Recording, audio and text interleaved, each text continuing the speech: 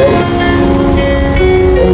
मेरो हिलो मन कागज र बिसाउँबारी नेपालमा होइन आमा रहेछु म त घाट पारी बाध्यता रहेछ आमा आए आफ्नो देशै चारी दिनभरि तातो घाम काटिरहेछु सौभिखारी यो मेरो हिलो मन कागज र बिसाउँबारी नेपालमा होइन आमा रहेछु म त घाट पारी बाध्यता रहेछ आमा आए आफ्नो देशै चारी दिनभरि तातो घाम काटिरहेछु सौभिखारी आमाको ऋण